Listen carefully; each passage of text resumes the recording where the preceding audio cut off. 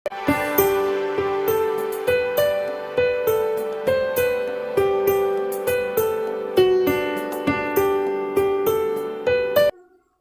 Students, this is Chandrakant Singh and welcome to our YouTube channel Biology Gyan, जहां पे आपको मिलता है बायोलॉजी से रिलेटेड संपूर्ण ज्ञान। हम लोग पढ़ रहे हैं second chapter, sexual reproduction in flowering plants. Last video हमने पढ़ा था एंडोस्पर्म डेवलपमेंट। एंडोस्पर्म डेवलपमेंट कैसे होता है, एंडोस्पर्म कितने प्रकार के होते हैं, एंडोस्पर्म का फंक्शन क्या होता है। जिन स्टूडेंट्स का लास्ट वीडियो मिस हो गया है उनके लिए इस वीडियो के डिस्क्रिप्शन बॉक्स में उसका लिंक दिया गया है। आप लोग उस लिंक से जाकर वो वीडियो देख सकते हैं और अगली बार से कोई भी वीडियो मिस ना हो इसके लिए चैनल को सब्सक्राइब जरूर कर लें। तो चलिए स्टार्ट करते हैं हम लोग आज का टॉपिक। आज का जो हमारा टॉपिक है वो एंडोस्पर्म से रिलेटेड ही है। एंडोस्पर्म से रिलेटेड है। एंडोस्पर्म से रिलेटेड कुछ पॉइंट्स हम लोग जानेंगे, पॉइंट्स रिलेटेड टू एंडोस्पर्म। जैसा कि हम लोग जानते हैं एंडोस्पर्म जो है डेवलपिंग एम्ब्रियो को न्यूट्रिशन प्रोवाइड करता है। एंडोस्पर्म डेवलपिंग एम्ब्रियो के द्वारा यूज किया जाता है। कभी कभी डेवलपिंग एम्ब्रियो जो है एंडोस्पर्म को फुली कंज्यूम कर लेता है, फुली यूज अप कर लेता है, लेकिन कभी कभी उसको फुली यूज नहीं कर पाता है, तो एंडोस्पर्म जो है वो सीड में बचा रह जाता है। इन्हीं सभी पॉइंट्स से रिलेटेड पॉइंट्स हम लोग को पढ़ना है, तो देखते हैं एक एक करके हम लोग सभी पॉइंट्स को देखते चलेंगे। सबसे पहला जो पॉइंट हम लोग देखेंगे वो है हमारा एल्बुमिनस और एंडोस्पर्मिक सीड्स। एल्बुमिनस और एंडोस्पर्मिक सीड्स, ये एल्बुमिनस और एंडोस्पर्मिक सीड्स क्या होता है? तो ये वैसे सीड हैं जिनमें एंडोस्पर्म जो है वो बचा रहता है थोड़ा बहुत। इसका मतलब एंडोस्पर्म जो है वो फुली यूज्ड अप नहीं हुआ। किसके द्वारा? तो डेवलपिंग एम्ब्रियो के द्वारा।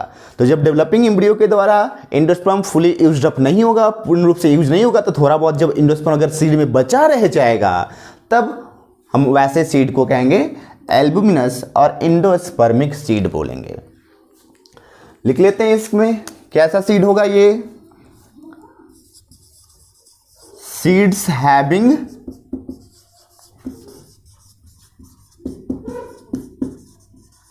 persistent endosperm। क्यों है भाई persistent endosperm?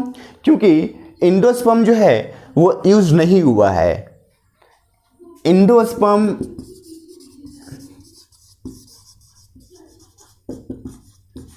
Is not fully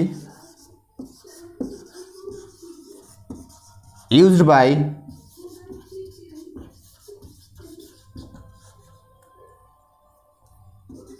developing embryo. ठीक है, एंडोस्पर्म जो है वो डेवलपिंग एम्ब्रियो के द्वारा फुली यूज्ड अप नहीं हुआ, तो एंडोस्पर्म परसिस्टेंट रहेगा, तो वैसे सीड को हम लोग एल्बुमिनस या एंडोस्पर्मिक सीड बोलेंगे। कैसे सीड? एग्जाम्पल, कौन से प्लांट के सीड में ऐसा होता है? मतलब एंडोस्पर्मिक सीड कौन कौन है, एल्बुमिनस सीड कौन कौन है? तो कास्टर एग्जाम्पल है। कास्टर सीड जो होता है वो एल्बुमिनस है, एंडोस्पर्मिक है। और कोकोनट, कोकोनट जो है वो भी एंडोस्पर्मिक सीड होता है, एल्बुमिनस है, उसमें भी एंडोस्पर्म परसिस्टेंट रहता है। कोकोनट में जो लिक्विड होता है वो लिक्विड एंडोस्पर्म है, और कोकोनट का जो वाइट कर्नल होता है वो सेलुलर एंडोस्पर्म है। तो कोकोनट में एंडोस्पर्म परसिस्टेंट रहता है। उसी तरह से मेज, व्हीट, राइस एटसेट्रा, इतना आप लोग एग्जाम्पल याद रखिएगा। कास्टर, कोकोनट, मेज, व्हीट, राइस, इन सभी में एंडोस्पर्म परसिस्टेंट रहता है। इसका मतलब ये सभी सीड जो होंगे वो कैसे होंगे? एल्बुमिनस या एंडोस्पर्मिक सीड होंगे। ये हमारा पहला पॉइंट था। सेकेंड पॉइंट, सेकेंड पॉइंट जो है इग्स एल्बुमिनस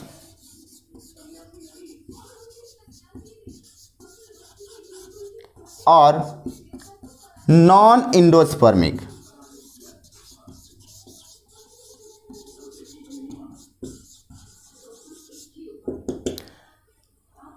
इग्स एल्बुमिनस और नॉन इंडोस्पर्मिक सीड, ये कैसे सीड होंगे? तो ये वैसे सीड होते हैं जिनमें इंडोस्पर्म जो होता है वो परसिस्टेंट नहीं रहता है। इंडोस्पर्म डेवलपिंग एम्ब्रियो के द्वारा जब फुली कंज्यूम्ड हो जाएगा, पूर्ण रूप से यूज हो जाएगा, तो इंडोस्पर्म सीड में नहीं बचेगा भाई, और सीड में नहीं बचेगा तो वैसे सीड को हम लोग बोल देंगे इग्स एल्बुमिनस और नॉन इंडोस्पर्मिक सीड बोलेंगे। ठीक है,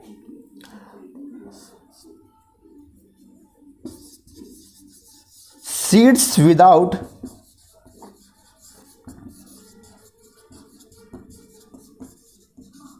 persistent endosperm, seeds without persistent endosperm, वैसे सीड जिसमें persistent endosperm नहीं है। इसका मतलब क्या हो गया? तो इसका मतलब ये हुआ कि एंडोस्पर्म जो है वो फुली कंज्यूम्ड हो गया। Endosperm is fully consumed by developing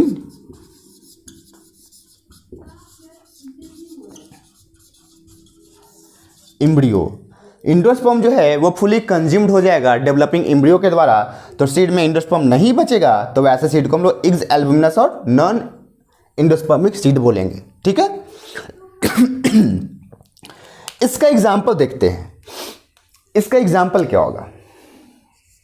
non endospermic या इग्स एल्बुमिनस सीड का एग्जाम्पल, तो इसका एग्जाम्पल आपका होता है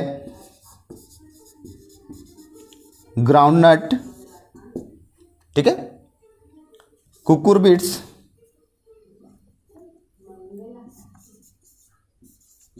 कुकुरबिट्स में जानते हैं ना, ये प्लांट्स का ग्रुप है जिसमें कद्दू, खीरा, ककड़ी वगैरह आता है। तो groundnut, cucurbits, beans, pea, gram, etcetera. ठीक है, इतना एग्जाम्पल आप लोग याद रखिएगा। Groundnut, cucurbits, bean, pea, gram, etcetera, ये सभी जो होंगे वो इग्स एल्बुमिनस या नॉन इंडोस्पर्मिक सीड होंगे। इसका मतलब इनमें परसिस्टेंट इंडोस्पर्म नहीं होगा। ये हमारा सेकेंड पॉइंट हो गया। थर्ड पॉइंट देखते हैं। थर्ड पॉइंट जो है वो है मोज़ेक इंडोस्पर्म। ये इंडोस्पर्म से रिलेटेड है कि मोज़ेक इंडोस्पर्म क्या होता है। तो मोज़ेक इंडोस्पर्म होता है वैसा इंडोस्पर्म सीड में जो कलरफुल पैसेज में हो, जिसमें कलरफुल पैचेज हो, वैसा इंडोस्पर्म जो कलरफुल हो, जैसे येलोइश हो, वाइटिश हो, एक ही साथ, थोड़ा सा येलोइश हो, थोड़ा सा वाइटिश हो, जैसे मेज में होता है। मेज में जो इंडोस्पर्म होता है वो कलरफुल पैसेज में होता है, तो वैसे इंडोस्पर्म को हम लोग बोलते हैं मोज़ेक इंडोस्पर्म। तो इसमें हम लोग लिख सकते हैं इंडोस्पर्म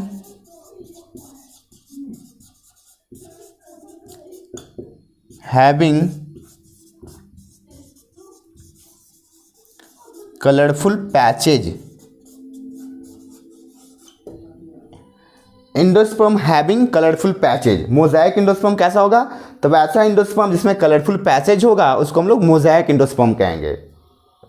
जैसे तो इसका एग्जाम्पल देख लेते हैं। इसका एग्जाम्पल आपका होता है टोमेटो। टोमेटो में जो इंडोस्पर्म होता है वो मोज़ेक होता है। मेज, मेज जो एक्चुअली बेस्ट एग्जाम्पल है इसका, मोज़ेक इंडोस्पर्म का। मेज बेस्ट एग्जाम्पल है मोज़ेक इंडोस्पर्म का। मेज में जो इंडोस्पर्म होता है पैचेज में होता है। ठीक है, इसमें दो तरह का इंडोस्पर्म पाया जाता है, starchy and सुगड़ी।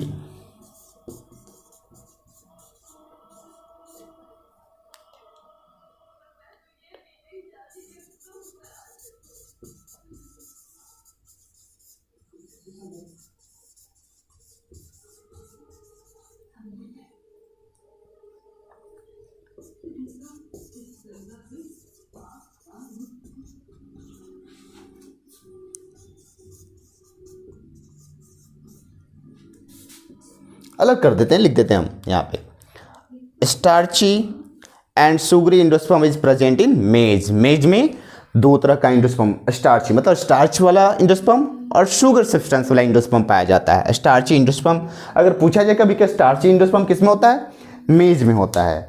Starchy endosperm actually और भी होता है, स्टार्ची इंडोस्पर्म और होता है वीट में, वीट, राइस। वीट और राइस में भी स्टार्ची इंडोस्पर्म होता है, ये भी ध्यान में रखेंगे। स्टार्ची इंडोस्पर्म और किस में होगा, वीट और राइस में भी स्टार्ची इंडोस्पर्म होगा। तो टोमेटो, मेज ये जो है मोज़ाइक इंडोस्पर्म वाला का एग्जाम्पल है, और मेज जो है इसमें स्टार्ची और सुगरी इंडोस्पर्म होता है।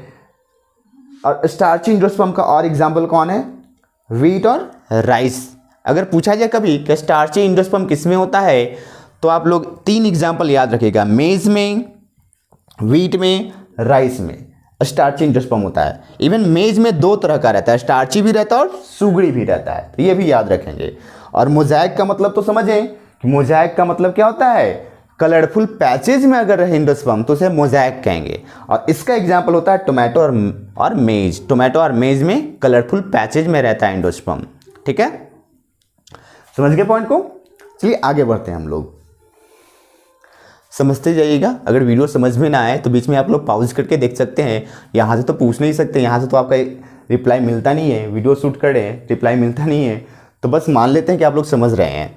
अगर आपको कभी किसी पॉइंट में प्रॉब्लम हो तो आप लोग कमेंट करके बोल सकते हैं। और जिन स्टूडेंट के पास मेरा व्हाट्सअप नंबर है वो मेरे व्हाट्सअप नंबर पे भी आप लोग मैसेज कर सकते हैं।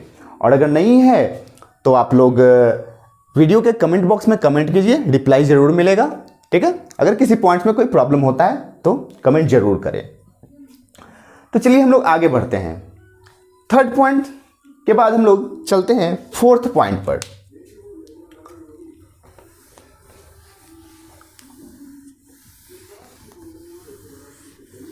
4th पॉइंट जो है हमारा रूमिनेट एंडोस्पर्म है।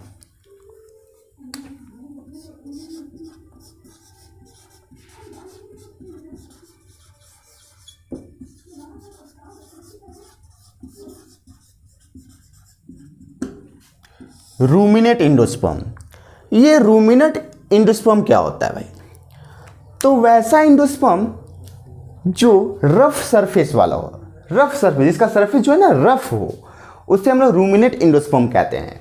जैसे देखिए इस तरह से एंडोस्पर्म है और ये रफ है, देखिए ऐसे है, बीच में रफ है, बीच में ये सब खांचे हैं, ये सब बना हुआ, फड़ो बना हुआ है ऐसे, तो ये रफ एंडोस्पर्म हुआ।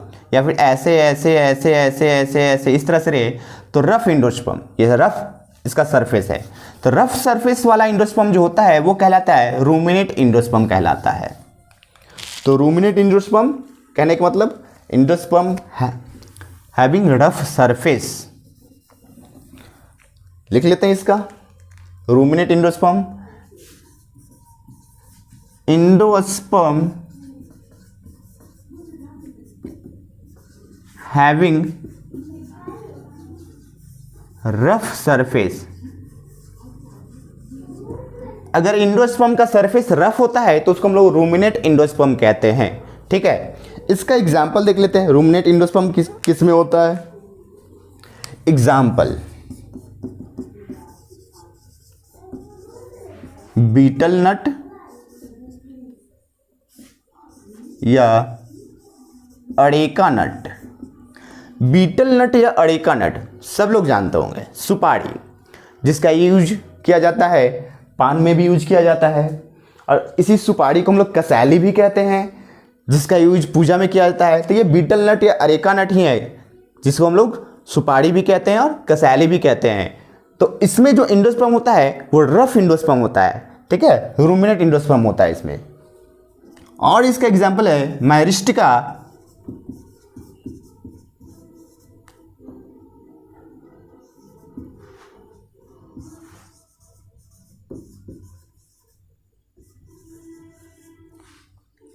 एनोनासी, एनोनासी, एनोना, एनोना फैमिली, एनोनासी, शरीफा, कस्टर्ड एप्पल, एनोनासी कस्टर्ड एप्पल शरीफा। तो बीटल नट को ही हम लोग अरेका नट भी कहते हैं, हिंदी में इसको सुपारी कहते हैं या कैसाली कहते हैं। मैरिस्टिका और एनोनासी मतलब कस्टर्ड एप्पल, जिसको हम लोग हिंदी में कहते हैं शरीफा। तो इन सभी में जो इंडोस्पर्म होता है वो रफ सरफेस वाला होता है, इसलिए इसको हम लोग रूमिनेट इंडोस्पर्म कहते हैं। तो ये हमारा चौथा पॉइंट हो गया। अब देखते हैं कि कुछ ऐसे भी प्लांट्स होते हैं जिनमें कभी इंडोस्पर्म बनता ही नहीं है। जैसे इनमें इन सभी जो था इंडोस्पर्म बनता था, इंडोस्पर्म बना और उस इंडोस्पर्म के द्वारा जो डेवलपिंग इम्ब्रियो था उसको न्यूट्रिशन मिल रहा था। लेकिन कुछ ऐसे भी प्लांट्स हैं जिनमें इंडोस्पर्म कभी बनता ही नहीं है, उनमें जो डेवलपिंग इम्ब्रियो जो होता है उनको न्यूट्रिशन कहीं और से मिलता है। तो देख लेते हैं हम लोग वो भी।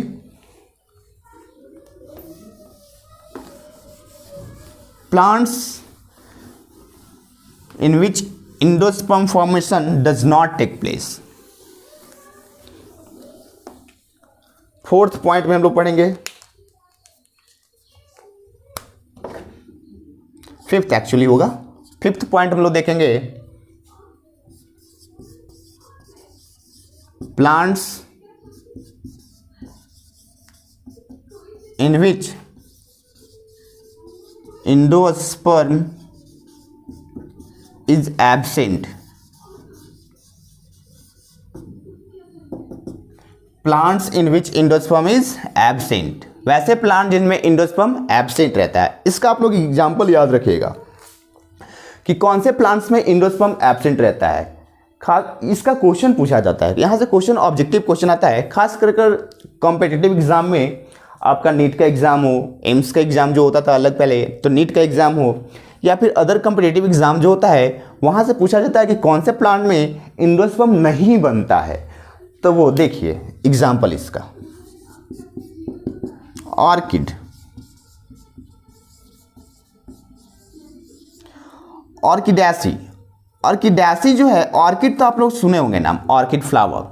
तो ऑर्किडेसी जो है इसके पूरे फैमिली, इस तरह के जितने भी प्लांट्स है ऑर्किड के फैमिली के, मतलब ऑर्किड की तरह जितने भी प्लांट्स हैं उन सभी में ऑर्किडेसी मतलब इसका फैमिली है ना, जिसका ग्रुप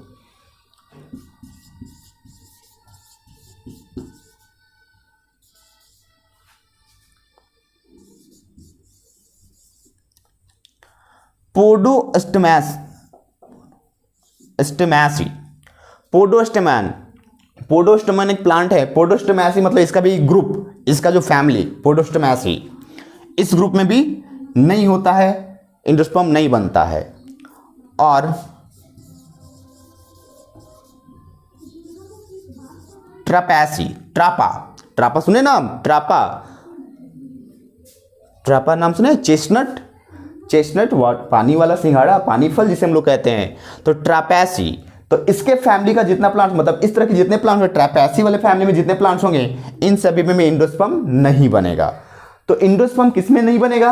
ऑर्किडेसी, पोडोस्टेमेसी, ट्रापेसी, इनमें इंडोस्पर्म नहीं बनेंगे। ये आप याद रखिएगा, ये इंपॉर्टेंट पॉइंट है आपके कंपटीशन के लिए भी, कंपिटिटिव एग्जाम के लिए बहुत इंपॉर्टेंट ये हो जाता है ये point. Plants in which endosperm is absent, जिसमें इंडोस्पर्म एब्सेंट होता है। अब जब इंडोस्पर्म की बात कर रहे हैं तो आता है एक टर्म आता है पेरियस्पर्म। वो थोड़ा अलग है, इंडोस्पर्म से थोड़ा अलग है, लेकिन आता है साथ साथ। पेरियस्पर्म ये क्या होता है, तो वो भी हम लोग थोड़ा सा देख लेते हैं पेरियस्पर्म के बारे में कि पेरियस्पर्म ये क्या है।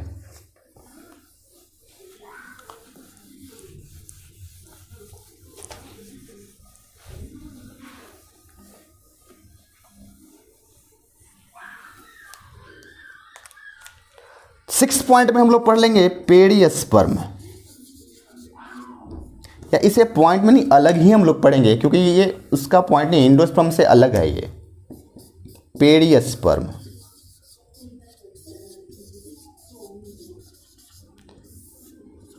देखिए पेरियस्पर्म क्या होता है। पेरियस्पर्म समझने के लिए आपको ओव्यूल का डायग्राम समझना होगा।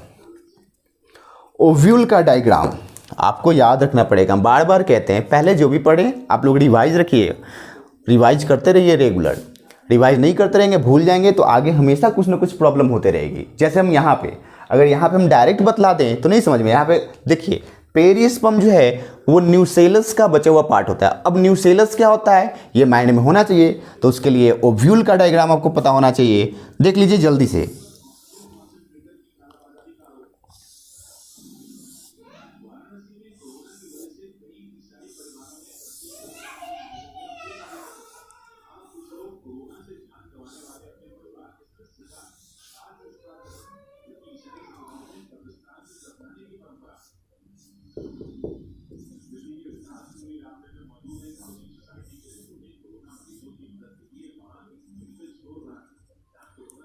चलिए इसका नेमिंग देख लेते हैं। ये क्या है, ये दोनों इंटेगमेंट्स, ऊपर में क्या है चलाजा, ये क्या है माइक्रोपाइल, है ना। इंटेगमेंट्स के नीचे वाला ये क्या है बतलाइए, इंटेगमेंट्स के नीचे का layer, inner integument, outer integument, inner integument. उसके नीचे ये क्या है, ये जो पोर्शन है यही पोर्शन होता है न्यूसेलस। न्यूसेलस यही पोर्शन होता है, और इसके नीचे ये होता है, बीच में होता है एम्ब्रियो सैक। एम्ब्रियो सैक इसके बीच में होता है। तो जब ये एम्ब्रियो सैक बन रहा था उस समय ये न्यूसेलस वाला जो रीजन है, न्यूसेलस में रिजर्व फूड मटेरियल होता है, और ये रिजर्व फूड मटेरियल जो न्यूसेलस में होता है वो डेवलपिंग एम्ब्रियो सैक को न्यूट्रिशन देता था। लेकिन अगर ये न्यूसेलस अगर बचा रह गया, सीड में बचा रह गया और सीड बनने तक बचा रह गया, सीड में भी वो न्यूसेलस का कुछ पार्ट बचा रह गया, तब उसको न्यूसेलस को हम लोग उससे न्यूसेलस नहीं कहेंगे, उसके हम लोग कहते हैं अदर नाम से जानते हैं, पेरियस्पर्म के नाम से जानते हैं। ठीक है, तो पेरियस्पर्म एक्चुअली है क्या, तो न्यूसेलस का बचा हुआ पार्ट जो सीड में अगर रह जाएगा तो उसे हम लोग पेरियस्पर्म कहेंगे।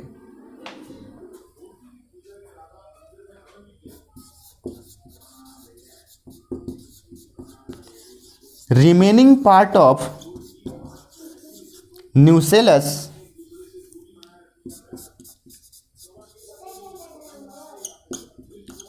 इन सीड, पेरियस्पर्म है क्या, तो अगर सीड में न्यूसेलस का बचा हुआ पार्ट मौजूद है, अगर रह जाता है न्यूसेलस से बचा हुआ सीड में, तब उसको हम लोग बोलेंगे पेरियस्पर्म। ठीक है, उसे न्यूसेलस के बचे हुए पार्ट्स को, सीड में जो न्यूसेलस का बचा हुआ पार्ट है उसको हम लोग पेरियस्पर्म बोलते हैं। पेरियस्पर्म सभी सीड में नहीं रहता है। पेरियस्पर्म का देखिए, न्यूसेलस का काम क्या था, न्यूसेलस का काम जो था वो इस एम्ब्रियो सैक को न्यूट्रिशन देना, तो न्यूसेलस भी अपना न्यूट्रिशन देते देते खत्म हो जाता है, लेकिन कभी कभी फिर से कुछ में बचा भी रह जाता है, और अगर बचा रह जाएगा न्यूसेलस तो उसको हम बोलेंगे perisperm, remaining part of nucellus in seed. इसका एग्जाम्पल किस में रहेगा बचा हुआ, कौन कौन सा ऐसा सीड है जिसमें न्यूसेलस बचा रह जाता है, तो इसका एग्जाम्पल आप लोग याद रखिएगा, ब्लैक पीपर। ब्लैक पीपर जिसे हम लोग काली मिर्च कहते हैं, कॉमन लैंग्वेज में हम लोग उसे गोल मिर्च कहते हैं, गोलकी भी कह देते हैं। तो ब्लैक पीपर, ब्लैक पीपर आप लोग याद रखिएगा, ब्लैक पीपर में पेरियस्पर्म होता है। ठीक है, शुगर बीट, शुगर बीट मिश्री कंद, आप लोग देखें स्टूडेंट हैं, मुझे लगता है, जहाँ तक मुझे लगता है आप लोग ज़रूर कभी ना कभी मुलाकात हुई होगी इस शुगर बीट से, खास करके स्टूडेंट्स को तो पक्का। स्टूडेंट्स सरस्वती पूजा करते हैं और सरस्वती पूजा के प्रसाद में ये शुगर बीट रहता ही रहता है, मोस्टली ज़्यादातर वाइट वाइट होता है। तो शुगर बीट ये हो गया, ब्लैक पीपर, शुगर बीट, कॉफ़ी। कॉफ़ी जो है, कॉफ़ी में भी पेरिस्पर्म रहता है, कॉफ़ी सीड जो होता है उसमें, और कास्टर, कास्टर में भी पेरियस्पर्म रहता है। कास्टर सीड का एग्जांपल इसके पहले भी हम लोग एक जगह पे दिए हैं, कहाँ पे, एल्बुमिनस सीड में। एल्बुमिनस सीड जस्ट अभी भी पढ़े थे हम लोग, एल्बुमिनस सीड जब पढ़े थे कि वैसा सीड जिसमें इंडोस्पर्म बचा रहे उसे हम लोग एल्बुमिनस सीड कहते हैं। है ना, एल्ब्यूमिनस सीड कहते हैं। तो उसमें कास्टर का एग्जांपल दे, तो कास्टर जो है सीड जो होता है उसमें इंडोस्पर्म भी रहता है और पेरियस्पर्म भी रहता है। इंडोस्पर्म भी रहता है और पेरियस्पर्म भी बचा रहता है। तो ये बात ध्यान में रखेंगे, कास्टर सीड में इंडोस्पर्म भी बचा रहेगा, पेरियस्पर्म भी रहता है। ठीक है, तो ये हमारा कुछ टॉपिक्स, कुछ पॉइंट्स था रिलेटेड, इंडोस्पर्म से रिलेटेड कुछ पॉइंट्स था, और ये पेरियस्पर्म के बारे में एक्स्ट्रा हम लोग पढ़े यहाँ पे। तो ये पॉइंट भी आपको याद रखना है। ये पेरियस्पर्म किसमें, ब्लैक पेपर में, शुगर बीट में, कॉफ़ी में, कास्टर में पेरियस्पर्म भी रहेगा, इंडोस्पर्म भी रहेगा। ये सभी पॉइंट आप लोगों को एकदम माइंड में रखना होगा। आप लोग जो भी वीडियो में पढ़ रहे हैं, जो भी टॉपिक हम पढ़ा रहे हैं, उसका नोट्स आप लोग रेगुलर बनाते जाइए। प्रत्येक वीडियो में जो भी पढ़ते हैं उसके नोट्स का पीडीएफ लिंक जो है वो आपके वीडियो के डिस्क्रिप्शन बॉक्स में दिया रहता है। वहाँ से आप लोग पीडीएफ नोट्स डाउनलोड कर सकते हैं, उसे कॉपी कर लें, नोट्स बना लें। ठीक है, और जो वीडियो में जो पढ़े हैं उसे भी देखते रहे। कुछ अगर एक्स्ट्रा पॉइंट हो वीडियो में तो उस नोट्स में आप लोग जरूर कॉपी कर ले और माइंड में रखें हमेशा। तो आज हमारा इस वीडियो में इतना ही। इसके बाद हम लोग नेक्स्ट क्लास में पढ़ेंगे एम्ब्रियोजेनी, एम्ब्रियो डेवलपमेंट कैसे होता है, एम्ब्रियो कैसे बनेगा, एम्ब्रियोजेनी, डाइकॉट का एम्ब्रियो कैसे बनेगा, मोनोकॉट का एम्ब्रियो कैसे बनेगा, ये सब हम लोग पढ़ेंगे नेक्स्ट टॉपिक में, नेक्स्ट वीडियो में। तो अगर ये वीडियो आप लोग को पसंद आया हो तो लाइक करें, शेयर करें और चैनल को सब्सक्राइब जरूर कर लें। मिलते हैं फिर नेक्स्ट वीडियो में, तब तक के लिए टेक केयर, बाय।